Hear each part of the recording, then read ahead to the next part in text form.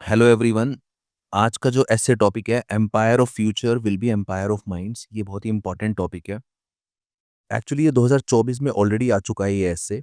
और मैं हमेशा बोलता हूँ कि वैसे तो यूपीएससी में पीवाईक्यू हमेशा इंपॉर्टेंट होते हैं, लेकिन पीवाईक्यू तीन चीज़ों के बहुत ज़्यादा इंपॉर्टेंट होते हैं, वो है एसए, एथिक्स और सीसैट। क्योंकि यूपीएससी कई बार डायरेक्टली और कई बार इनडायरेक्टली यूपीएससी इन तीन सब्जेक्ट में से तो रिपीट करके पूछती है पिछले सालों के क्वेश्चन।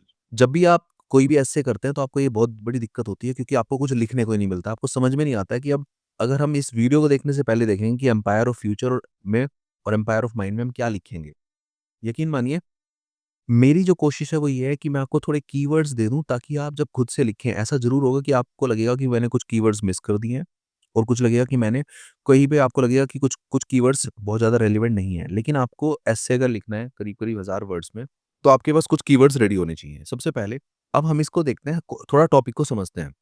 टॉपिक ये है कि empire of future will be empire of mind. यानी कि पहले जो एम्पायर हुआ करते थे, वो किसी और चीज़ पे बनते होंगे, लेकिन फ्यूचर में जो एम्पायर बनेंगे, साम्राज्य बनेंगे, वो माइंड से बनेंगे, यानी माइंड का रोल। आपको अपने एस्से में बार-बार ज़िक्र करना है एम्पायर, फ्यूचर एंड माइंड, ये 3 कीवर्ड्स हैं जिनका आपको बार-बार यूज़ करना है। सबसे पहले समझते हैं कि पहले क्या होता था। एम्पायर का मीनिंग अलग-अलग टाइम में अलग-अलग रहा है। अगर मैं लाइन ये खींच देता हूँ, तो लेफ्ट हैंड साइड में कि पहले क्या होता था और अभी फ्यूचर में क्या होगा। पहले एम्पायर का मतलब होता था कि लैंड पे कंट्रोल, कि जो कॉन्क्योर करेगा, ज़्यादा लैंड जिसकी होगी, वो बहुत बड़ा एम्पायर माना जाएगा। जिसके पास गोल्ड होगा, यानी कि गोल्ड के लिए रेस लगती है, ऑयल के लिए, जहाँ पे ऑयल निकल जाता है, वहाँ पे एम्पायर माना जाएगा। जिसकी मिलिट्री का साइज़ बड़ा है और जिसके पास पैसा ज़्यादा है, यानी कि जिसके पास फिज़िकल चीज़ें ज़्यादा हैं, एयर फोर्स, नेवी, यानी और तीनों जगह पे टेरिटरी, लैंड, ओशन, वाटर और एयर स्पेस, ये सब माना जाता था। लेकिन ऐसे कह रहा है तो आपको इनडायरेक्टली ये सब भी मेंशन करना है। माइंड के हिसाब से आजकल भले ही लैंड आपके पास कम है, भले ही गोल्ड आपके पास कम है, भले ही ऑयल आपके पास कम है, तब भी छोटी-सी कंट्री होते हुए भी अगर आपके पास टेक्नोलॉजी है, साइंस है, इनोवेशन है, क्रिएशन है, पेटेंट्स हैं, जैसे कि और इंटेलेक्चुअल अगर है, फिज़िकल की जगह पे इंटेलेक्चुअल, आप अगर एक छोटे से इंजीनियर हैं, साइंटिस्ट हैं और आपने एक ऐप बना दी है, तो मिलियंस तक आप पहुँच जाएँगे। अगर आप एक राइटर हैं, अपने आपने कुछ भी लिखा है जिससे कि आप इन्फ्लुएंस कर पा रहे हो देश के और वर्ल्ड के लोगों को, बिलियंस ऑफ पीपल को। अगर आप फ़िल्म मेकर हैं, फ़िल्म मेकर ने आपको ऐसी मूवी बनाई है, जिससे बहुत लोग इन्फ्लुएंस हुए हैं, बहुत लोगों के सोचने का तरीका चेंज हुआ है। बहुत सारे लोग आपके सोचने के तरीके से सोचने लगे हैं। यानी कि उनका बिलीफ सिस्टम आपने चेंज कर दिया है, उनकी अटेंशन आपने ले ली है। तो इसका मतलब है पहले जो होता था डेफिनेशन, कैवलरी, आर्मी मार्च कहाँ तक कर सकती है, कितनी दूर तक जा सकती है, किस स्पीड से जाती है। आजकल टेक्नोलॉजी, आइडियाज़ कितनी दूर तक स्प्रेड होंगे, कितनी जल्दी स्प्रेड स्प्रेड होंगे, वाई-फाई, इंटरनेट की कनेक्शन, नेटवर्क, यानी कि आप एक जगह पे बैठ के, एक रूम पे बैठ के भी आप एक सो कॉल्ड एम्पायर खड़ा कर सकते हैं। अब बात आती है हम डिफरेंट डिफरेंट एग्ज़ाम्पल्स लेके कैसे चलते हैं। जैसे पहले जिस चीज़ को बोला जाता था बैटलफ़ील्ड, ओके? अब पॉइंट ये है, आप यहाँ पे समझिए, नेशन अलाउइंग, नेशन जो कि अलाउ करता है फ्री थिंकिंग को और क्वेश्चनिंग को। ऐसे देश में क्या होगा, जो बच्चे होंगे, जो स्टूडेंट्स होंगे, जो किड्स होंगे, उनकी क्रिटिकल थिंकिंग डेवलप होगी, साइंटिफिक स्किल्स डेवलप होंगी, रैशनल थिंकिंग डेवलप होगी, यानी कि वहाँ पे ग्रोथ होगी। पहले जो जिन चीज़ों पे फोकस होता था, वेपन पे, बैटलफील्ड पे, पहले माना जाता था कॉन्क्योर करना है, अब है इंस्पायर करना है, माइंड को इन्फ्लुएंस करना है। पहले विक्ट्री मानी जाती थी अगर लैंड पे कंट्रोल कर लिया, उन तीनों चीज़ों पे, लैंड पे, एयर स्पेस, वाटर। अभी क्या है, अगर आपके number of followers, subscribers, share, save, comments, अगर आप इस चीज़ के थ्रू, यानी कि माइंड के थ्रू आप लोगों के माइंड को चेंज कर रहे हो, इन्फ्लुएंस कर रहे हो और उनसे वो काम करा सकते हो, चाहे इसको ब्रेन वॉश बोलें, चाहे उनको कुछ भी बोलें, आप उनसे वो काम करा सकते हो जो एक्चुअली वो अदरवाइज़ नहीं करते, हो सकता है वो गन पॉइंट पे भी ना करते, यानी यहाँ पे वो विलिंगली करेंगे। यानी कि पहले जो ब्लड शेड की ज़रूरत पड़ती थी, अब ब्लड शेड की ज़रूरत नहीं पड़ेगी, अब माइंड खुद ही इन्फ्लुएंस होके काम करेगा। पहले साइज़ ऑफ किंगडम को माना जाता था कि किंगडम, मैंने बताया लैंड कितनी है। अभी ये किसी देश ने नंबर ऑफ इनोवेशन कितने किए हैं। जैसे आप देखिए ब्राज़ील, अर्जेंटीना, ये बड़े देश हैं। तो कहने को ये बड़े देश हैं साइज़ में, लैंड वाइज़। लेकिन अगर हम डेवलपमेंट की और डेवलप्ड की बात करें, तो कितने देश में कितने आविष्कार होते हैं, इन्वेंशन होती है, पेटेंट्स बनते हैं, कंपल्सिव इम्पोर्ट ये होता है कि अगर आप कुछ ऐसी चीज़ें, कुछ यूनिक चीज़ें प्रोड्यूस करते हैं, जो बाकी देशों के लिए कंपल्सिव इम्पोर्ट हो जाए, तो आपकी वैल्यू बढ़ जाएगी। यानी कि फॉर एग्ज़ाम्पल अगर मैं बात करूँ इज़राइल की, जापान की, अगर आप कोई ऐसा डिफेंस मटीरियल प्रोड्यूस करते हैं, अगर कोई ऐसी मेडिसिन प्रोड्यूस करते हैं, जो बाकी देश प्रोड्यूस नहीं कर सकते और उनको मजबूरी है वो आपसे लें, तो आपकी वैल्यू ऑटोमेटिकली आपकी पावर बढ़ जाएगी, यानी कि माइंड की पावर है। पहले आर्मी और आर्मी का साइज़, आजकल ये सारे एग्ज़ाम्पल आपको अपने एग्ज़ाम में ऐसे में लिखने की कोशिश करनी है आगे-पीछे। आगे-पीछे आप कर सकते हो, मेरा मकसद है मैं आपको एक फ़ोल्डर मटेरियल दे दूँ। जैसे कि for example Google, Amazon, Apple, Microsoft, TikTok, FB, Instagram, Twitter, YouTube, ये क्या करते हैं डेली बेसिस पे बिलियंस ऑफ लोगों को अफ़ेक्ट करता है। और मैं बार-बार बोल रहा हूँ कि पहले फ़ोर्सफुली इन वो करते थे, आजकल लो इस तरीके से उनके माइंड को, उनके बिलीफ सिस्टम को इस तरीके से इम्पैक्ट करते हैं कि वो वही सोचने लगते हैं जो आप चाहते हो उनसे सोचना। यानी कि पहले जो काम बैटलफ़ील्ड में होता था, अभी यूनिवर्सिटीज़ और लैब में, यानी स्टूडेंट लाइफ़ में वो सीखेगा उसका माइंड जो आप चाहते हो। पहले डिस्ट्रक्शन, अभी क्रिएशन। डिस्ट्रक्शन क्योंकि युद्ध होगा तभी होगा, वॉर होगा, अटैक होगा, इन्वेजन होगा। अभी क्रिएशन, अगर आप कोई भी ऐसी चीज़ क्रिएट करते हैं, कोई बुक लिखते हैं, कोई सॉन्ग कंपोज़ करते हैं, तो उन सब से आप इनडायरेक्टली और डायरेक्टली किसी के माइंड को इन्फ्लुएंस कर सकते हो। यानी कि पहले फोर्स का यूज़ होता था, पर्सुएशन का यूज़ होगा। पहले होता था who control physical thing he will rule. अभी क्या है, who control mind, ideology and who can create narrative. इसका क्या मतलब है? एक्चुअली जब आपको रूल करना होता है किसी पे, अगर आप उसके विलिंगली आप उसको रूल कर रहे हैं, यानी कि वो विलिंगली आपकी बात को मान रहा है, आप यानी आपने उसके माइंड को इतना कैप्चर कर लिया, आपने उसकी आइडियोलॉजी को अपनी आइडियोलॉजी के हिसाब से सेट करा दिया है। आपने उसके दिमाग में एक ऐसा नैरेटिव सेट कर दिया जो आप चाहते हैं, तो ये एक्चुअली लॉन्ग लास्टिंग रूल होता है, ये एक्चुअल रूल होता है, ओके? तो जैसे बार-बार हम यूज़ कर रहे हैं कि पहले जो होता था, अगर वो फ़ोर्स के थ्रू एम्पायर बिल्डिंग होती है, अगर अब की बात स्टोरी टेलिंग के थ्रू, सिंबल्स के थ्रू, वैल्यूज़ के थ्रू, इसको समझिए, अगर कोई भी कहानी स्टोरी टेलिंग है, आपके आपके एंसेस्टर्स की स्टोरी टेलिंग है, आपके शहीदों की स्टोरी टेलिंग है, आपको ऑनेस्टी की वैल्यू सिखाई जाती है, आपको पैट्रियटिज़्म की वैल्यू सिखाई जाती है। इस तरीके से कुछ भी वीडियोज़ बना के, बुक लिख के, हिस्ट्री की बुक लिख के, अगर आपका माइंड चेंज किया जा रहा है, इन्फ्लुएंस किया जा रहा है, तो ये इम्पैक्ट लॉन्ग लास्टिंग होता है। फिजिकल करेंसी का सबको पता है, जो नोट्स होते हैं, ये ऑब्वियसली यूज़ होती थी। आजकल कुछ लोग बोल रहे हैं कि data is the new currency. इसका मतलब है डेटा के थ्रू, डेटा का मतलब है इस कंट्री में भी, देश के लेवल पे, ग्लोबल लेवल पे, कि लोग कितने लोग हैं, किस एज ग्रुप के लोग हैं, वो क्या चाहते हैं, उनका ट्रेंड क्या है, उसकी एनालिसिस, फिर ट्रेंड को फाइंड आउट करना। ये पता लगना चाहिए कि वो क्या चाहते हैं, क्या खाना चाहते हैं, क्या खरीदना चाहते हैं, कहाँ घूमना चाहते हैं, क्या पहनना चाहते हैं। तो डेटा से आप को ये पता लग जाता है, तो आप कोई ऐसी चीज़ डेवलप कर सकते हो जो उनके माइंड को इन्फ्लुएंस करे, जिससे कि आप एम्पायर बिल्ड कर सकते हो। पॉइंट ये है कि पहले जो लोग टिरैनी, आपको पता होगा टिरैनी का मतलब है आप फोर्सफुल कंट्रोल, यानी रूलर, एक फोर्सफुल रूलर। पहले उसको घबराहट होती थी रिवोल्ट से कि कहीं ऐसा ना हो कि उसके राज्य में रिवोल्ट हो जाए। आजकल जो भी टायरेंट होते हैं उनको डर लगता है कि कहीं ऐसा ना हो कि कोई वीडियो, कोई कोई पॉइंट, कोई रील, कोई वायरल ना हो जाए उसके अगेंस्ट।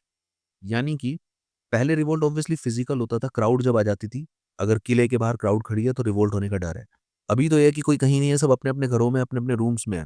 इधर-उधर है, देश के अलग-अलग कोने में है, और तो और ग्लोबली अलग-अलग जगह पे बैठे हैं, पर एक वायरल हो गया अगर एक आइडिया, तो वो ट्रेंडिंग बन जाएगा। ये सारे कीवर्ड्स, हैशटैग, ट्रेंड, ये सब भी आपको यूज़ करने हैं। पहले क्या होता था, रिबेलियन स्टार्ट विद क्राउड, जो मैंने अभी बताया। यानी अगर आपके किले के बाहर क्राउड खड़ी है और प्रोटेस्ट कर रही है, हाहाकार कर रही है, यानी कि अब वो रिबेलियन मोड में है। अभी क्या है, रिबेलियन के लिए उसको फिज़िकली होने की ज़रूरत नहीं है, एक छोटा-सा मेम वायरल हो सकता है, एक रील वायरल हो सकती है, हैशटैग करके कोई भी चीज़ को आप ट्रेंडिंग बना सकते हो।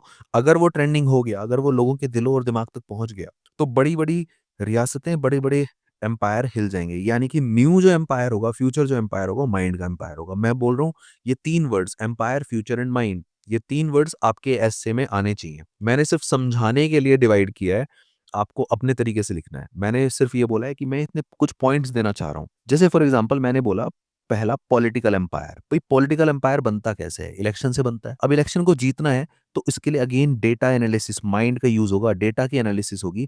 उसमें मीम कैंपेन चलती है आजकल, जिसमें अपोनेंट को ट्रोल किया जाता है। मीम कैंपेन, आपने देखा होगा, किसी भी अपोनेंट पार्टी के लिए उसके कैरिकेचर बना देते हैं, उसके बारे में कोई म्यूज़िक बना देते हैं। और एक्चुअली कई बार ऑफिशियल स्टेटमेंट से ज़्यादा ये मीम कैंपेन काम करती है, क्योंकि यूथ को, छोटे बच्चों को, फैमिली में जो लोग रहते हैं, जो थोड़े कम पढ़े लिखे लोग हैं, वो सब ये समझते भी हैं और उनकी तरफ अट्रैक्ट ज़्यादा होते हैं। यानी कि आजकल एक डिजिटल आर्मी होती है पॉलिटिकल पार्टीज़ की। वो ये जान what people want, fear and do, मतलब तीनों चीज़ें उनको पता हो जाती हैं डेटा एनालिसिस से, कि ये लोग क्या चाहते हैं, किस चीज़ से डरते हैं, क्या करना चाहते हैं। यानी कि पॉलिटिकल एम्पायर बनाने के लिए अगर माइक्रो टारगेटिंग करनी है, माइक्रो टारगेटिंग का मतलब है, सपोज़ अगर आप यूपी में हैं, यूपी में फिर लखनऊ, लखनऊ में फिर हज़रतगंज, तो आपको हज़रतगंज के लोग कैसे बिहेव करेंगे, वोट देंगे तो किस कम्युनिटी को देंगे या नहीं देंगे, किस एज ग्रुप के लोग होंगे जो देंगे। ये micro targeting again data analysis यानी कि माइंड का रोल, यानी पॉलिटिकल एम्पायर बनाने के लिए भी माइंड का रोल होगा। अब यहाँ पे अगेन ये सारे कीवर्ड्स मैं चाहता हूँ कि आप अपने आंसर में इस तरह के कीवर्ड्स यूज़ करें कि डेटा इज़, मैंने पहले लिखा है डेटा इज़ न्यू करेंसी, अभी लिखा है डेटा इज़ न्यू स्वॉर्ड, कभी आप लिख सकते हो डेटा इज़ न्यू गोल्ड। मैं ऐसे बहुत लिखता था। और इस तरह के कीवर्ड्स जैसे अगर मैं पॉवर्टी होती तो पॉवर्टी के साथ अगर मैं लिखूंगा एब्जेक्ट पॉवर्टी, अनएम्प्लॉयमेंट के साथ अगर मैं लिखूंगा क्रॉनिक अनएम्प्लॉयमेंट, तो मुझे लगता है एग्जामिनर को भी, खास करके यूपीएससी के एग्जामिनर को, अगर आप कोई भी ऐसे लिख रहे हो, अगर आप जी मैट में ऐसे लिख रहे हो, कहीं पे भी ऐसे लिख रहे हो, तो वो इम्प्रेस करने के लिए इस तरह के वर्ड्स और इस तरह के एडजेक्टिव्स यूज होने चाहिए। अब यहाँ पे दो बातें हैं। इफ डेटा इज शोइंग, अगर मैं तीन बातें लिखता हूं, अगर डेटा से ऐसा पता लग रहा है कि टर्नआउट लो होने वाला है, अनप्रडिक्टेबल बिहेवियर है कहीं का, और ऑलरेडी स्ट्रॉन्ग पार्टीशन है, ये तीन बातें हैं। यानी कि लग रहा है अगर हमने माइक्रो टारगेटिंग की और लग रहा है कि यार हजरतगंज के लोग आएंगे नहीं, वो थोड़े बिजी रहते हैं अपने बिजनेस में, आएंगे नहीं, और उनका बिहेवियर अनप्रडिक्टेबल है, कभी एक पार्टी कभी दूसरी पार्टी, और या फिर ऑलरेडी बहुत ही स्ट्रॉन्ग पार्टीशन है, किसी एक पार्टी की तरफ बहुत ही स्ट्रांगली है, अगर ऐसे तीनों चीजें मिल रही हैं, तो तब आप फोकस हजरतगंज पे कम कर सकते हो। लेकिन अगर डेटा ये शो कर रही है ये तीन बातें, अगर हाई टर्नआउट, आपको लग रहा है कि इस पर्टिकुलर एरिया से दिल्ली में करोल बाग से टर्नआउट हाई आएगा, और जो वोटर्स हैं वो परसुएडेबल भी हैं और मूवेबल भी हैं, यानी कि यहाँ पे तो मैंने लिखा था कि जो वोटर्स होंगे वो स्ट्रॉन्ग पार्टीशन ऑलरेडी है उनका कि किस पार्टी को देना है। यहाँ पे स्ट्रॉन्ग नहीं है, यहाँ पे they can be moved, they can be persuaded, यानी कि उनके माइंड को चेंज किया जा सकता है। तो ऑब्वियसली जिनके माइंड को चेंज किया जा सकता है इन पे फोकस ज्यादा करेंगे। भाई जिनके माइंड को चेंज नहीं किया जा सकता उन पे फोकस करके क्या फायदा। इसका मतलब है कि डेटा एनालिसिस से ये पता लग जाता है माइक्रो टारगेटिंग करके कि हमें फोकस कहाँ पे करना है, किस तरह के वोटर पे फोकस करना है, यानी कि अगेन माइंड का रोल है, डेटा का रोल है।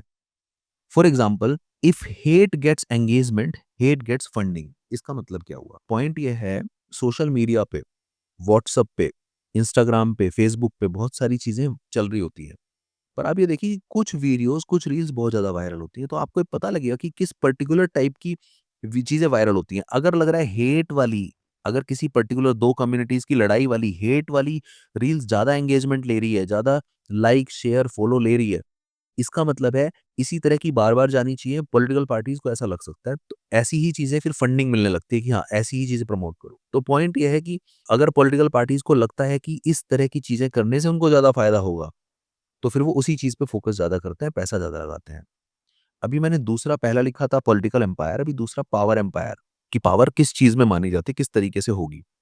पहले अर्लियर गन, मिसाइल, मिलिट्री, ये सब डिसाइड करते थे कि पावर किसकी ज़्यादा है। आजकल science and technology, classroom, boot camp, university, library and lab, यानी जो फ्यूचर है। हालाँकि मैं ये बोलूँगा गन, माइंड यहाँ पे भी यूज़ होता है। कोई अगर बोल सकता है कि माइंड तो मिसाइल में, ये भी part of science and technology है। लेकिन अभी जो एम्पायर फ्यूचर में होंगे वो एक्चुअली टोटली एंड सोलली और मेनली डिफाइंड होंगे साइंस एंड टेक से, क्लासरूम से, माइंड से। यूनिवर्सिटीज़ में डेवलप होंगे वो ब्रेन, लाइब्रेरी में पढ़ के और लैब में एक्सपेरिमेंट करके। ऐसा क्यों है?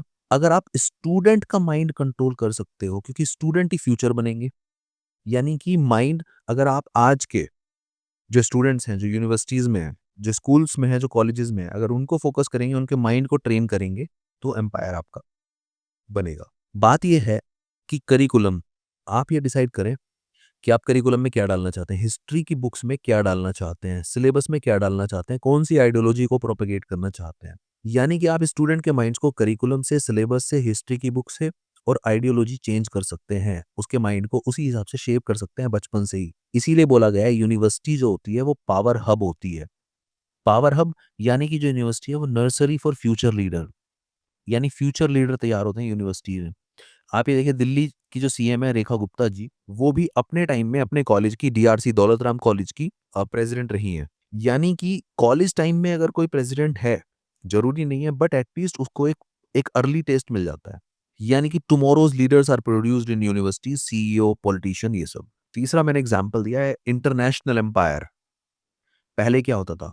पहले होता था लैंड, डिफेंस, मिलिट्री, बॉर्डर। पहले बॉर्डर पे ध्यान दिया जाता था, बॉर्डर को एक्सपैंड किया जाता था, कॉन्क्योर किया जाता था, तीनों तरीके से, खासकर लैंड, वाटर, इन सब पे कंट्रोल किया जाता था।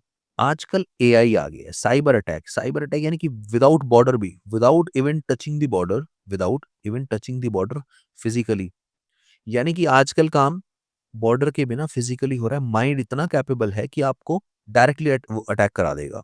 यानी कि digital knowledge is equal to national security. आजकल सबसे ज्यादा इंपॉर्टेंट है डिजिटल नॉलेज नेशनल सिक्योरिटी के लिए।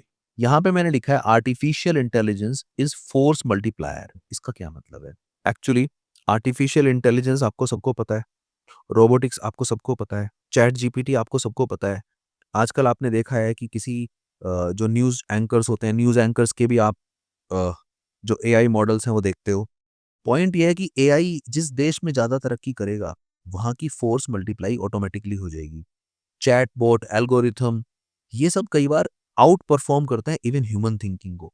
यानी कि artificial intelligence on the one hand तो it has been created by human, on the other hand it can outperform even the human beings.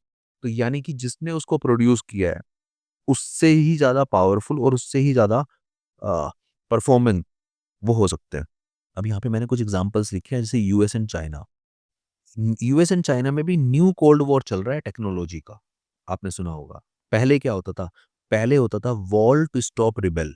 पहले रिबेल को रोकने के लिए दीवार खड़ी कर दी है। आजकल आइडियाज को रोकने के लिए फायरवॉल यूज करना है आपको ये सब।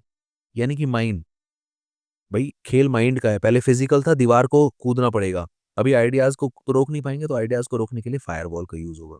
पहले फिजिकल आर्मी देखी जाती थी, आजकल digital army to spread narrative. यानी कि अगर आपको कोई भी अपना एम्पायर स्प्रेड करना है, बिल्ड करना है, बढ़ाना है, तो आपको फिजिकल आर्मी की जरूरत नहीं है, आपको डिजिटल आर्मी की जरूरत है। डिजिटल आर्मी अगर आपके नैरेटिव को, अपनी आपकी आइडियोलॉजी को, आपके थॉट प्रोसेस को स्प्रेड कर पाए और लोग उसको अगर विलिंगली मानने लगे, तो आपका यानी कि एम्पायर बिल्ड हो रहा है। फोर्थ नंबर पे मैंने लिखा है कल्चरल एम्पायर। कल्चरल एम्पायर का मतलब है, देखो पहले क्या होता था, अर्लियर एक्सपोर्टिंग गुड्स। पहले हर देश चाहता था अपने देश में प्रोड्यूस हुए सामानों को एक्सपोर्ट करना, ताकि वो फॉरेन एक्सचेंज रिजर्व्स को कमा सके। आजकल क्या हो रहा है, अगर एम्पायर बनाना है तो एक्सपोर्ट गुड्स के साथ साथ एक्सपोर्ट अपना कल्चर भी एक्सपोर्ट करो। अपना हर चीज, जैसे यूएस में हॉलीवुड है, कोरिया का के पॉप है। के पॉप पॉइंट ये है कि दे शेप ग्लोबल कॉन्शियसनेस। का क्या मतलब है? आप अपने कल्चर को इतना फेमस कर दीजिए, इतना पॉपुलर कर दीजिए, इतना स्प्रेड कर दीजिए, इतना एक्सपोर्ट कर दीजिए कि लोग उसको विलिंगली फॉलो करने लगे, आपके म्यूजिक को फॉलो करने लगे, लोग आपके ड्रामा, आपकी लैंग्वेज बोलने लगे, आपकी तरह के क्लोथ्स पहनने लगे, फूड और आपके फेस्टिवल। तो आप हर चीज़ का एग्जांपल देख सकते हैं। भाई लैंग्वेज है तो ज़्यादातर लोग इंग्लिश बोलते हैं, यानी आपके देश की लैंग्वेज नहीं भी है तो उन्होंने अपनी लैंग्वेज को एक्सपोर्ट कर दिया। अगर कपड़े जो पहनते हैं आप किसी दूसरे देश के, अगर आपका कुर्ता पजामा है लेकिन अगर आप जीन्स पहन रहे हैं, तो आपने उनके कल्चर को इम्पोर्ट किया है। फेस्टिवल, दिवाली की जगह पे अगर आप वैलेंटाइन डे बना रहे हैं, तो आपने फेस्टिवल को लिया है। फूड में अगर आपने रोटी चपाती की जगह पे अगर बर्गर लिया है, पिज़्ज़ा लिया है, तो आपने फूड हैबिट को भी इम्पोर्ट किया है। यानी कि इस तरह का इमोशनल बॉन्ड बन जाता है, उसी से फिर टूरिज़्म बढ़ता है, उसी से फिर कल्चरल सुपर पावर बन जाते हैं जहाँ से इम्पोर्ट हुआ है, उसी से कल्चरल कोलोनाइज़ेशन हो जाता है। कल्चरल कोलोनाइज़ेशन का मतलब क्या है? पहले क्या होता था, कॉलोनीज़ बनती थी। एक पावरफुल या फिर डेवलप्ड कंट्री, डेवलपिंग कंट्री को गुलाम बना के, यानी कि कॉलोनी बना के उन पे कंट्रोल करती थी। यानी जैसे फॉर एग्जांपल यूके की कॉलोनी था इंडिया, वो था फिजिकल डायरेक्ट कॉन्टैक्ट। अभी क्या है, कल्चरल, यानी कि अभी दिख नहीं रहा है कॉलोनी कि हम किसी की कॉलोनी बन गए हैं, पर हो सकता है इनडायरेक्टली हम किसी की कॉलोनी है, तो वो है कल्चरल कॉलोनाइजेशन। ये भी आपने सुना होगा मैकडोनल्डाइजेशन की, एम कल्चर, कि अगर कहीं पे मैकडोनल्ड अब इंडिया में अगर आए हैं, तो ये भी हमने किसी और का कल्चर को अडॉप्ट किया है। इंडिया वाले भी अपना कल्चर, ऐसी बात नहीं है, फॉलो कराते हैं। इंडिया का बॉलीवुड भी बाहर जाता है, बॉलीवुड की मूवीज, इंडिया का योगा, आयुर्वेदा। तो अब बात यह है, जीतेगा कौन? जीतेगा वो जो अपने कल्चर को ज्यादा एक्सपोर्ट करा पाएगा, यानी अपने कल्चर में एस्टेब्लिश करा पाएगा, अपनी कल्चरल हेजीमोनी एस्टेब्लिश कर पाएगा, अपने आप को कल्चरल सुपर पावर बना पाएगा, वो जीतेगा। यानी अगेन माइंड का रोल ज्यादा है। नंबर 5 पे मैंने लिखा है मेथड ऑफ एम्पायर बिल्डिंग। भाई पहले मेथड क्या होता था? पहले फियर होता था, डरा के किसी को, फोर्स से किसी को कैप्चर करके। अब आजकल इमोशंस से, यानी बिलीफ सिस्टम चेंज करना है। पहले उसको कॉन्क्योर, हराया जाता था, जीता जाता था। अभी उसको हराया नहीं जाता है, सिर्फ इंस्पायर किया जाता है कि हमारी बातों को फॉलो करो। पहले वेपन का यूज होता था, शस्त्रों का यूज होता था, म्यूनिशंस का यूज होता था। आजकल मीडिया और सोशल मीडिया का यूज ज्यादा होता है, यानी कि सोशल मीडिया से उसको इन्फ्लुएंस करना है। पहले जीतता कौन था? पहले वो जीतता था जो मोस्ट पावरफुल होता था। आजकल कौन जीतता है? जो मोस्ट वायरल है। Most powerful, most viral. पहले यूज होती थी हार्ड पावर, सॉफ्ट पावर का मतलब ही है माइंड का यूज ज्यादा है। अब आप ये देखिए, ये हार्ड पावर की कुछ क्वालिटीज हैं। हार्ड पावर में नॉइज बहुत ज्यादा होती है, अपॉर्चुनिटी कॉस्ट भी बहुत ज़्यादा होती है, लेकिन इम्पैक्ट कम होता है, लिमिट्स कम। इसका मतलब क्या है? चारों चीज़ें। Hard power for example gun का यूज़, मिसाइल का यूज़। अब ऐसे में नॉइज़ बहुत ज़्यादा हो रही है और अपॉर्चुनिटी कॉस्ट बहुत ज़्यादा है। अपॉर्चुनिटी कॉस्ट का मतलब है आप खोएँगे बहुत सारी चीज़ें, जानें खो सकते हैं आप, लैंड खो सकते हैं आप।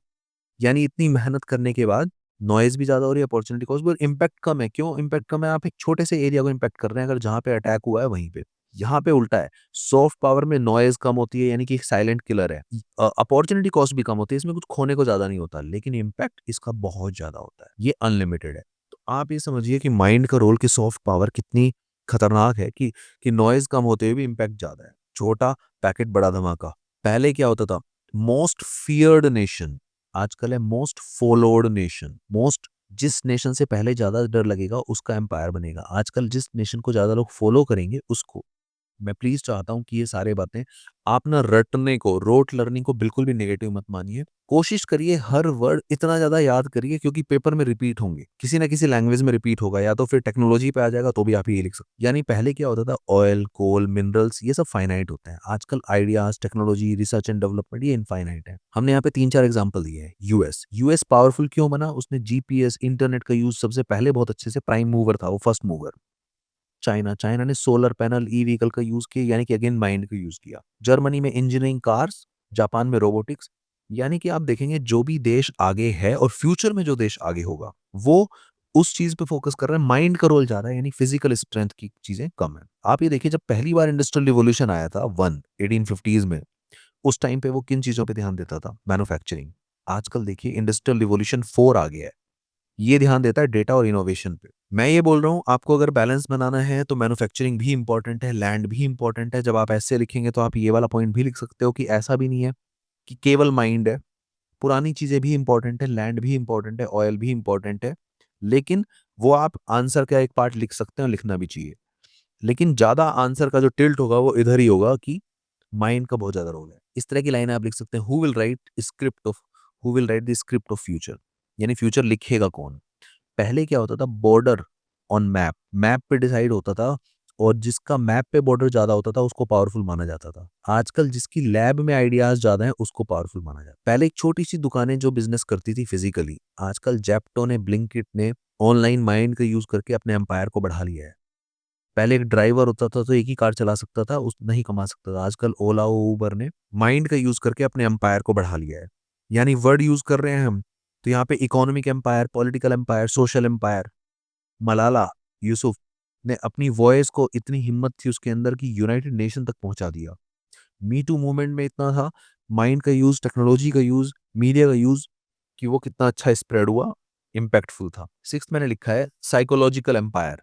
साइकोलॉजिकल में सोशल मीडिया एक बात बताइए, आपको ये समझ में आता है कि सोशल मीडिया किस तरीके से शेप करती है ओपिनियन? आप सोशल मीडिया को जिस जब कंज़्यूम करना शुरू करते हैं, सुबह से इंस्टाग्राम की रील देखना शुरू करते हैं, आपको भी नहीं पता होता जो आदमी इतने कॉन्फिडेंस से सामने बात कर रहा है, हो सकता है वो बात ही बिल्कुल गलत हो। लेकिन 90% लोग जिनको उसके बारे में नहीं पता है, चलो अगर 10% लोग टैलेंटेड हैं और वो समझ जाते हैं कि ये बात सही नहीं है, पर 90% लोग उसको उसको कंज़्यूम करते हैं और उसी तरह से अपनी ओपिनियन फ़ॉर्म कर लेते हैं।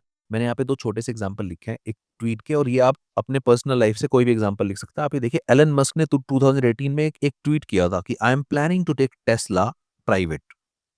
यानी सिर्फ़ एक ट्वीट किया, उस एक ट्वीट की वैल्यू इतनी थी कि टेस्ला के जो शेयर्स थे, शेयर प्राइस, वो बढ़ गए। इसी तरह एक और दूसरे ट्वीट का एग्ज़ाम्पल मैं दे रहा हूँ। नॉर्थ कोरिया में जो प्रेज़िडेंट थे किम जोंग, उन्होंने एक बार लिखा था कि आई हैव न्यूक्लियर बटन। उसी के रिस्पॉन्स में यूएस के जो ट्रम्प हैं, उन्होंने लिख दिया okay, I too have nuclear button, much more powerful, much more bigger and it works too. अब आप ये देखिए, अगर नॉर्थ कोरिया के प्रेसिडेंट ने भी न्यूक्लियर थ्रेट दिया है इनडायरेक्टली और इनफैक्ट डायरेक्टली, फिर उसके रिस्पॉन्स में सेम न्यूक्लियर थ्रेट अमेरिका के प्रेसिडेंट ने भी दे दी है डायरेक्टली, तो इससे ऑब्वियसली पैनिक बटन प्रेस होगा। ये ट्वीट तुरंत वायरल भी हो गया, ट्रेंडिंग हो गया, फियर सबका बढ़ गया, यहाँ तक हो गया कि यूनाइटेड नेशन में डिस्कस होने लगा क्या होने वाला है। तो आप समझ लीजिए माइंड की पावर, टेक्नोलॉजी की पावर, एक ट्वीट की पावर कि एक tweet is sharper than sword and louder than press room and it can attract more global attention. तो एक ट्वीट एक तो ग्लोबली अटेंशन को अट्रैक्ट करता है, ज्यादा पावरफुल है, ज्यादा फास्ट स्प्रेड करता है। एक यहाँ पे मैंने लिखा है फिलोसॉफिकल एम्पायर यानी कि आइडिया वाला एम्पायर। तो आप समझते हैं यहाँ पे मैंने कुछ पॉइंट्स लिखे हैं। मोरल नैरेटिव आउटलास्ट गवर्नमेंट, यानी कि गवर्नमेंट आती जाती रहती हैं, खत्म हो सकती हैं, बट जो मोरल नैरेटिव्स हैं वो आउटलास्ट, वो उससे ज्यादा लंबे चलते हैं। ओके, यही लिखा है, regime comes and go but ideas continue. यानी कि कभी कांग्रेस पार्टी आएगी, कभी बीजेपी पार्टी आएगी, गवर्नमेंट आती जाती रहेंगी, बट जो आइडियाज हैं, नैरेटिव्स हैं, वो चलते रहेंगे। तो फिलोसफिकल एम्पायर काफी कंटिन्यूस होता है, ये जनरेशन तक चलता है। दूसरा, अगर एजुकेशन या हिस्ट्री बुक है, वो डिफाइन करती है how history will be remembered. यानी जब हिस्ट्री बुक लिखी जाती है, तो क्योंकि जब बच्चे पढ़ते हैं, हिस्ट्री बुक लिखने वाला पहले से डिसाइड करता है कि उसको बच्चों को क्या पढ़वाना है और बच्चों के थॉट प्रोसेस को कैसे डेवलप कराना है। वो पहले से जानता है कि who will be glorified and who will be vilified. अगर हिस्ट्री की बुक में हमने किसी एक पर्सनैलिटी की तारीफ कर दी और किसी एक पर्सनैलिटी की बुराई कर दी, बच्चों को नहीं पता, बच्चे फ्यूचर में बच्चों के इनोसेंट माइंड पे वो छप जाएगा कि भैया इनकी तारीफ हुई है तो ये अच्छे आदमी है, इनकी बुराई हुई है तो ये खराब आदमी है। अब वो बच्चा जब बड़ा होगा, उसके माइंड में इतना डीप रूटेड इंप्रेशन होगा, इनडेलिबल इंप्रेशन होगा कि वो उसको भूल नहीं सकता, बल्कि उस पर वो लड़ भी सकता है। तो अब आप देखिए कि हिस्ट्री बुक किस तरीके से डिफाइन करती है हिस्ट्री को और माइंड को। यानी कि अगर आपको रूल करना है तो आपको माइंड पे रूल करना है, यानी माइंड से ही एम्पायर बनेगा और माइंड को कंट्रोल करके ही एम्पायर बनेगा। इसी तरह रिलीजियस स्क्रिप्चर्स, अलग-अलग धर्मों के अलग-अलग स्क्रिप्चर्स लिखे होते हैं। उनको पढ़ के लोग इतना ज़्यादा एक्शन लेने पे आ जाते हैं, बड़े-बड़े युद्ध हो जाते हैं उसके ऊपर, यानी कि माइंड को कंट्रोल करने की उनकी कैपेबिलिटी है। आजकल एक नई ब्रीड आई है, सोशल मीडिया इन्फ्लुएंसर्स या इंस्टाग्राम रील और यूट्यूब शॉर्ट्स। रणवीर इलाहाबादी का आपको अभी लेटेस्ट केस पता होगा कि किस तरीके से इनफैक्ट केस सुप्रीम कोर्ट तक पहुंच गया, अगर उसने कुछ खराब लैंग्वेज यूज की। ध्रुव राठी का नाम भी आपने सुना है, मुझे लगता है यहाँ पे अगेन माइंड एम्पायर टेक्नोलॉजी, कि आप ये देखिए कि केवल एक आदमी जिसकी कोई खुद की आर्मी नहीं है, जिसका कोई खुद, एक आदमी ध्रुव राठी जिसका खुद का कुछ भी इस तरह का उसके पास कोई अचीवमेंट नहीं है, लेकिन अगर वो बोलता अच्छा है, अगर वो लॉजिकल है, अगर वो लोगों को इन्फ्लुएंस कर सकता है, अगर लोगों को लगता है कि वो जो बोल रहा है उसमें उसमें कुछ दम है, तो लोग उसकी बात को सुनना चाहते हैं, वेट करते हैं कि कब उसका वीडियो आएगा। कैरी मिनाटी। एक यहाँ पे फिलॉसफी प्रोसीड्स प्रीसीड्स पॉलिसी। भाई अगर कोई भी पॉलिसी बनती है तो उससे पहले फिलॉसफी आती है। भाई अगर पॉलिसी बनी कि वुमेन का रिप्रेजेंटेशन होना चाहिए, तो इससे पहले फिलॉसफी आती है कि women are equal to man. यहाँ पे मैंने 3-4 एग्जाम्पल लिखे हैं। देखो, प्लेटो, मार्क्स, अंबेडकर और गांधी, इन सब ने अपनी-अपनी फिलॉसफी से, इनके पास खुद की कोई आर्मी नहीं थी, कोई गन नहीं था। Without using gun without using gun and without using army, just by using mind, they spread their ideas and change the direction of the world. तो देख लीजिए माइंड की वैल्यू, कि जिनके पास कोई बहुत बड़ी आर्मी नहीं है, कोई गन नहीं है, कोई पैराफर्नेलिया नहीं है, लेकिन अपनी बातों से, अपनी थ्योरीज से, अपनी थीसिस से, अपनी स्टेटमेंट से, अगर वो लोगों को इस कदर मूव कर सकते हैं, एक एक पूरा मूवमेंट शुरू कर सकते हैं, इतने प्रोटेस्ट करा सकते हैं और पूरा कोर्स ऑफ डायरेक्शन चेंज कर सकते हैं, तो आप माइंड की पावर का अंदाजा लगा सकते हैं। नेक्स्ट है टेक्नोलॉजिकल एम्पायर। टेक्नोलॉजिकल एम्पायर में coding language Java, C plus plus से run the world, Silicon Valley. तो अब आप देख लो कि एक छोटी सी सिलिकॉन वैली ने कितना, यानी पूरे वर्ल्ड को पता है कि हाँ, सिलिकॉन वैली में क्या काम होता है, सिलिकॉन वैली में प्रोड्यूस होती है टेक्नोलॉजी, इंफॉर्मेशन टेक्नोलॉजी, वहाँ के बनाए हुए प्रोडक्ट्स, वहाँ के बनाए हुए सॉफ्टवेयर्स पूरे वर्ल्ड में काम करते हैं। इसीलिए लिखा है कि दे रन द वर्ल्ड। तो खुद देख लीजिए, एक छोटा सा part without crossing the border, but it is controlling through mind. Dank diplomacy आप यूज कर सकते हैं। एक्चुअली जो मेम्स होते हैं, informally they became global language of humour and sarcasm. Actually लोग ना ऑफिशियल स्टेटमेंट सुन सुन के और फॉर्मल स्टेटमेंट सुन सुन के, ऑफिशियल एंड फॉर्मल, लोग इसको पसंद ज्यादा नहीं करते हैं आजकल। अनऑफिशियल एंड इनफॉर्मल, यानी कि मेम्स, अगर ह्यूमर के थ्रू, सरकाज्म के थ्रू अगर कोई बात पहुंचती है, तो लोग उसको बहुत ज़्यादा सुनते हैं, बहुत ज़्यादा समझते हैं और एन्जॉय करते-करते उसको फ़ॉलो करने लगते हैं। इसीलिए लिखा है, इट ट्रांसेंड्स बॉर्डर, यानी ये बॉर्डर के कंट्रोल नहीं करती, ये बॉर्डर के, यानी अक्रॉस द बॉर्डर इसको माना जाता है। अगर एक वीडियो, एक रील यूएस में डाली गई, अगर एक ह्यूमर, एक सरकाज़्म, एक मेम यूएस में डाला गया, तो वो बॉर्डर के अक्रॉस हर देश में पहुँच सकता है, उनको इन्फ्लुएंस कर सकता है। ज़्यादातर ये इन्फॉर्मल चीज़ें किसको ज़्यादा पसंद होती हैं? यूथ सेंट्रिक होती हैं। ये सॉफ्ट पावर है, ये वायरैलिटी ओवर फॉर्मेलिटी। तो पॉइंट ये है कि अगर ऑफिशियल स्टेटमेंट है तो उसमें फॉर्मेलिटी पे ज़्यादा विश्वास होता है। मेम्स में थोड़ी चीज़ों को डिस्टोर्ट भी कर सकते हैं, बट वो जो मैसेज देना चाहते हैं वो ज़्यादा इम्पैक्ट डालता है यूथ पे। इसीलिए वायरैलिटी ज़्यादा इंपॉर्टेंट है। और अब आप देख सकते हैं कि किस तरीके से एक छोटी सी इनफॉर्मल चीज़ भी बहुत बड़ा रिवॉल्यूशन ला सकती है। आपने देखा होगा कई बार अपने जो पॉलिटिकल एनिमी है उनकी मॉकरी होती है, इनफॉर्मली काउंटर प्रोपेगेंडा चलाया जाता है। काउंटर प्रोपेगेंडा कि अगर कोई एक पॉलिटिकल पार्टी ने या किसी ने कोई प्रोपेगेंडा चला रखा है तो मेम के थ्रू दूसरा काउंटर प्रोपेगेंडा चला दो। नेटफ्लिक्स का आपने उदाहरण देखा है कि नेटफ्लिक्स आजकल किस तरीके से उसने बाकी सारे देशों की, अलग अलग देशों की भी फिल्म इंडस्ट्री तक को भी डिस्टर्ब करके रखा हुआ है, और ये इंग्लिश में प्राइमरीली है। सॉफ्ट कॉलोनियलिज्म, इससे पहले हमने पढ़ा था, अगर अलग अलग नामों से जान सकते हो, digital colonialism, cultural colonialism, soft colonialism. मैं चाहूंगा कि सुनने के बाद प्लीज आप लिखने की हैबिट डालिए। इनमें से आप बहुत कम वर्ड लिख पाएंगे अगर लिखने की हैबिट नहीं डालेंगे। इंग्लिश क्यों शुरू हुआ भाई? इंग्लिश प्लस हिंदी, तो हमें वहां का कल्चर भी चाहिए और अपना भी बचा के रखने की एक उम्मीद और एक इच्छा है, इसलिए कल्चर आ गया।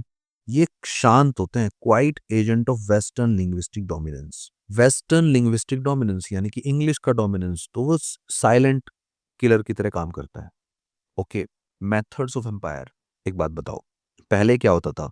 डू व्हाट वी से, यानी कि फोर्सफुल्ली होता था, जो हम कह रहे हैं वही करो। अब कहते हैं बिलीव व्हाट वी बिलीव, यानी अब ये इनडायरेक्टली है।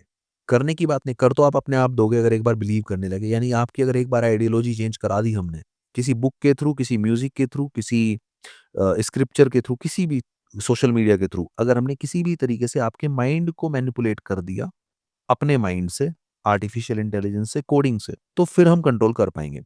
पहले क्या, कोई चॉइस नहीं होती थी भैया, रूलर ने बोल दिया आपकी कोई चॉइस नहीं है, मानना पड़ेगा। आजकल लगता नहीं है, चॉइस तो अभी भी नहीं होती सपोज, पर अब लगता है इल्यूजन ऑफ चॉइस। दोनों में अंतर क्या है? पहले पता होता था कि हमारी कोई चॉइस नहीं है।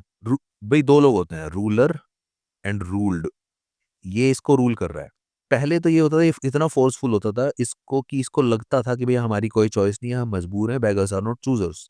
अब ये इतना मैनिपुलेटिव है कि इसको ऐसा फील कराता है कि यस मेरी चॉइस है, but actually free will is a myth. क्योंकि ये फील भी वही करेगा जो एक्चुअली ये ऊपर वाला उससे कराना चाहेगा। यानी पहले टेंजिबल जो दिखता है, जो टच हो सकता है, वो होता था। आजकल इनटेंजिबल है, पता भी नहीं लगेगा आप कंट्रोल कब हो गए। पहले आपने देखा होगा, जो ओल्ड जनरेशन है वो यूटिलिटी में बिलीव करती थी, यानी कि वो चीजें खरीदेगी जो काम की है। आजकल है कंज्यूमरिज्म, जो काम की नहीं है। आपके घर में, आपके रूम में ऐसी बहुत सारी चीजें मिलेंगी जो आप सिर्फ कंज्यूमरिज्म में, क्योंकि क्योंकि अमेजन चाहता है, क्योंकि फ्लिपकार्ट चाहता है, क्योंकि सोशल मीडिया चाहती है, आपको उसकी जरूरत नहीं है, तब भी आपने उसको खरीदा है, आप उसके लिए कंज्यूमर बने हैं। तो इसका मतलब है वो लोग एम्पायर बिल्ड कर रहे हैं माइंड से, आपका अगेन माइंड मैनिपुलेट करके। तो पहले टेक्नोलॉजी होती थी यूज के लिए, अभी टेक्नोलॉजी का डिपेंडेंस हो गया है। पहले फिजिकल चेन्स में आप बंधा हुआ मानते थे अपने आप को, आजकल बिलीफ, एक्चुअली इनविजिबल शैकल्स हैं ये, इनको बोलेंगे इनविजिबल। पहले होते थे विजिबल्स, चेन, पहले बंधी हुई चेन जो दिखती थी, आजकल आप बिलीफ सिस्टम से बंधे हो, आप वो मान रहे हो कि वही सही है, तो आप फॉलो करने लगते हो। पहले बॉम्ब से इम्पैक्ट आता था, आजकल एल्गोरिथम से इम्पैक्ट आता है। देखिए, पहले अगर अगर आपको किसी ने सब्जुगेट किया, अगर आपको किसी ने डराया, कंट्रोल किया, तो आप प्रोटेस्ट करोगे उसके अगेंस्ट। आजकल ऐसा होता है, उल्टा है, आजकल आप सेलिब्रेट करते हो अपना खुद का सब्जुगेशन। इसका क्या मतलब है? पहले अगर किसी दूसरे देश ने आपको कंट्रोल किया है, तो आपको हमेशा रिसेंटमेंट की फीलिंग होती थी, प्रोटेस्ट की फीलिंग होती थी, आपको लगता था आपके साथ कुछ गलत हो रहा है। अभी आपको पता ही नहीं है कि आपके साथ कुछ गलत हो रहा है, आपको तो लग रहा है you are being modernized, you are being helped, you are being supported, you are being taught, you are being improved and groomed. तो आपको तो सेलिब्रेशन लगता है कि आप नई नई चीजें सीख रहे हैं, new food habits, new dressing sense, new language skills. तो आप अपने सब्जुगेशन को एक्चुअली लाइक करते हैं, यानी आपका mind being manipulated, your mind is being manipulated by someone else mind. तो माइंड का ही एम्पायर बन रहा है। Digital growth and digital colonization, ये हम डिस्कस कर चुके हैं। पहले क्या होता था, जो रूलर्स होते थे वो क्या चाहते थे? पहले रूलर्स चाहते थे to be remembered in monuments. भाई आपने देखा होगा, बड़े बड़े राजा महाराजा मॉन्यूमेंट्स बनवाते थे ग्रेनाइट्स के, यानी कि फिजिकल चीजों के, कि हमारे मरने के बाद भी लोग हमें याद रखें। आजकल आप याद रखिए, आजकल legacy is not it legacy is not etched into stone. किसी की भी लिगेसी ना वो लिखी नहीं जाती है स्टोन पे, पत्थर पे। आजकल that is embedded in codes. जिसने जितनी अच्छी कोडिंग की हुई है, डीप कोडिंग की हुई है, जिसके फॉलोअर्स ज्यादा हैं, जिसने लोगों के माइंड को इन्फ्लुएंस कर रखा है, उसकी लेगेसी बनी रहेगी। स्टोन और मॉन्यूमेंट्स और ग्रेनाइट की जो लेगेसी है वो आजकल ज्यादा नहीं चलती है। ओके, 9th नंबर पे मैंने लिखा है speed and impact of mind empire. अब आप ये देखिए, ट्रेंडिंग वीडियो वायरल होता है फ्यू मिनट्स में। पहले अगर आर्मी को अटैक करना होता था तो भी पूरी तैयारी होगी, कुछ होगा। आजकल तो कई बार तुक्के से भी कोई ट्रेंडिंग वीडियो बन गया अगर, तो वो वायरल बहुत जल्दी होता है, यानी टाइम बहुत फास्ट है। फिर जाता कितनी दूर तक है? पहले आर्मी भी कहाँ तक जाएगी? अभी तो ग्लोबली जाता है, यानी कि टाइम भी और स्पेस भी, दोनों में ही वो बहुत फास्ट है। अब आप देखिए कोई स्टैचू है अगर, वो क्रम्बल हो सकती है, लेकिन स्पीच आपको याद होगा, आई हैव अ ड्रीम। अब ये इतनी फेमस स्पीच है, हिस्ट्री बुक में लिखी हुई है, अब ये स्पीच हमेशा रहेगी। यानी एक आदमी ने एक स्पीच दी, एक आदमी ने एक गाना बनाया, एक आदमी ने एक बुक लिखी, वो हमेशा रहेगा, वो हमेशा इम्पैक्ट करेगा। लेकिन अगर आपने अपनी स्टैचू बनवाई है फिजिकल फिजिकल स्टैचू, पहली बात तो उसका लिमिटेड इम्पैक्ट है, जो लोग वहां आएंगे केवल वही देख पाएंगे। उसके अलावा वो कभी भी क्रम्बल हो सकती है। यहाँ पे ये है, printing press was the first canon of mind. Mind का पहला हथियार, पहला गोला बारूद माइंड का, वो था प्रिंटिंग प्रेस। लेकिन जो अब आया है इंटरनेट, भैया ये गोला बारूद, ये तो खतरनाक न्यूक्लियर आर्सेनल है ऑफ माइंड। दोनों में क्या है, यानी कि माइंड की ही दोनों उपज है। प्रिंटिंग प्रेस भी जो पहले आई थी वो भी एक अच्छा खासा हथियार था, लेकिन जो अब आया है internet, this is actually equal to nuclear arsenal. अब ऐसे तो कोई भी आ सकता है, ऐसे ही आ सकता है, internet is new nuclear Arsenal in the kit of any any country. तो पॉइंट ये है कि जब आपको ऐसे को तोड़ मरोड़ के एक की पॉइंट को दूसरे पॉइंट में यूज करना आ जाएगा, जो कि आपको मेंस के वक्त आता है, आ भी जाएगा और आता भी होगा, तो तभी आप ऐसे लिख पाओगे, वरना 10 पेज का ऐसे लिख नहीं पाओगे, आप सोचते ही रह जाओगे ये लिखना है लिखना है। अब इस तरह के लेने, it does not fire it detonates, ये छोटी मोटी कोई आग नहीं लगाता है, ये तो पूरा धमाका करता है, यानी बॉम्ब का विस्फोट करता है। यानी कि आजकल इंटरनेट एक छोटा मोटा फायर क्रैकर नहीं है, it is a nuclear bomb and it detonates. और इतना तगड़ा ब्लास्ट होता है जिसकी रेडियस ग्लोबल है। भाई एक फायर क्रैकर अगर जलेगा तो वो एक बहुत छोटे एरिया को इम्पैक्ट करेगा, बट अगर एक न्यूक्लियर बॉम्ब ब्लास्ट होगा तो उसका इम्पैक्ट ग्लोबली जाएगा।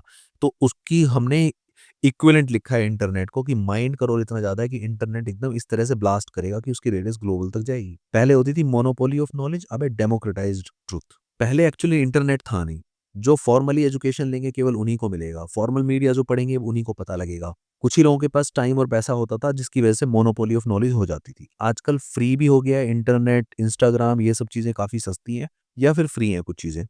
यानी कि अब इन्फॉर्मेशन सबको मिल रही है, अब क्योंकि सबको मिल रही है तो ट्रूथ अब डेमोक्रेटाइज हो गई, यानी कि डेमोक्रेटाइज का मतलब है अब वो सबको पता लग रहा है। अगेन एग्जांपल दे सकते हो, मार्टिन लूथर, सेम एग्जांपल उसी तरीके से, कि कोई आर्मी नहीं थी, कोई गन नहीं था, उसके बाद भी अपनी थीसिस से पूरे यूरोप को चेंज कर दिया। ओके, एडवर्ड स्नोडेन, इसकी भी आपने देखा होगा, जब इसने रिवेल किया, इसके रेवलेशन के बाद पूरा का पूरा सर्वेलेंस सिस्टम ही चेंज हो गया।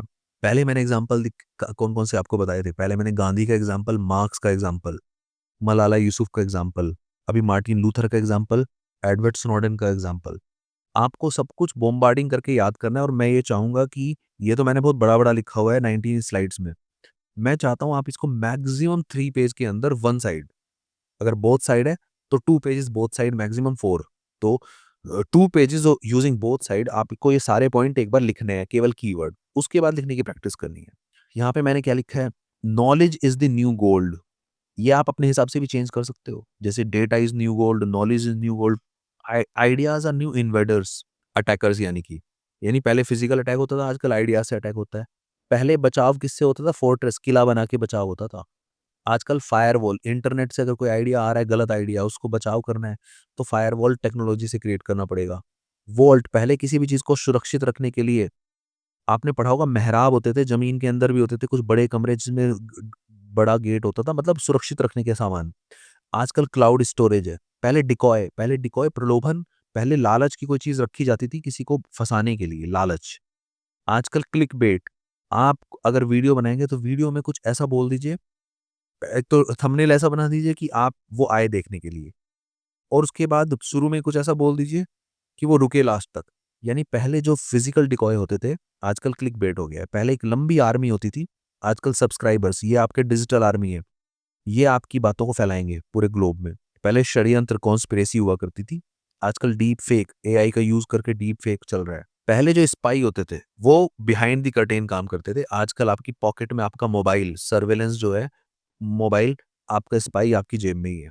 आप जीपीएस लोकेशन आपकी अगर ऑन है तो पता रहेगा, यानी कि 2 साल बाद भी पता लग जाएगा कि आप किस किस जगह पे जाते हो, कौन सी आपकी प्रेफरेंस है, और आपका बिहेवियर प्रेडिक्ट भी कर सकता है, और यहाँ पे एक खास बात है, उसको इन्फ्लुएंस भी कर सकता है। इसका क्या मतलब है, इन्फ्लुएंस द चॉइस। पहले तो आपके बिहेवियर को, आपकी लोकेशन को, आपके प्रेफरेंस को वो एनालाइज करेगा, देखेगा और देखने के बाद प्रेडिक्ट करेगा और प्रेडिक्ट करने के बाद उसको थोड़ा शेप भी करेगा कि आप इधर नहीं इधर जाइए। पहले तो एक क्वेश्चन आता था, हु इज वॉचिंग यू? आजकल ये नहीं आता, आजकल ये आता है, who is not watching you? यानी कि आजकल हर कोई आपको देख रहा है। लैब इज न्यू माइन और न्यू बैटलफील्ड। मैंने न्यू माइन क्यों लिखा है? पहले जो चीजें माइन से निकलते थे अच्छे अच्छे मिनरल्स, आजकल उसी तरह लैब से निकलते हैं अच्छे अच्छे आइडियाज, अच्छे अच्छे एक्सपेरिमेंट्स और रिजल्ट्स। पहले जैसे बैटल फील्ड में लड़ाई लड़ी जाती थी, उसी तरह आजकल लैब में प्रोड्यूस होती हैं चीजें। पहले जो नॉलेज स्टोरेज हुआ करता था, आजकल विकिपीडिया है, कोर्सेरा है, ऐसे बहुत सारे एग्जाम्पल्स हैं। तो मेरे हिसाब से एक्चुअली ये 17 स्लाइड्स ही हैं। मैंने पूरी कोशिश की है आपको इतना फोल्डर मटेरियल देने की कि आप एक 10 पेज का एस्से लिखें। मैं आपसे बिल्कुल डीपली रिक्वेस्ट कर रहा हूँ कि इन सारे पॉइंट्स को, और जो पॉइंट्स आपको लगता है आपके आइडिया माइंड में जनरेट हुए हैं, जब मैंने आपको ये वीडियो बताया होगा, बनाया होगा और जब आपने सुना होगा, सुनते-सुनते आपके दिमाग में कुछ ना कुछ आया होगा। मुझे लगता है कि ये हैबिट डाल लीजिए कि सुनते-सुनते जब भी आपको माइंड में कुछ आए वो भी तुरंत लिख लीजिए। एक बार पहले रफ पेज पे फास्ट सारे के सारे कीवर्ड्स लिख लीजिए सुन के, और उसके बाद उसको ऑर्गेनाइज करके लिखिए। जो लिखने का आपका इनिशियल फियर है कि आप लिख नहीं पा रहे हैं ऐसे 10 पेज का, ये मेरी गारंटी है कि आपका वो डर खत्म होगा धीरे-धीरे।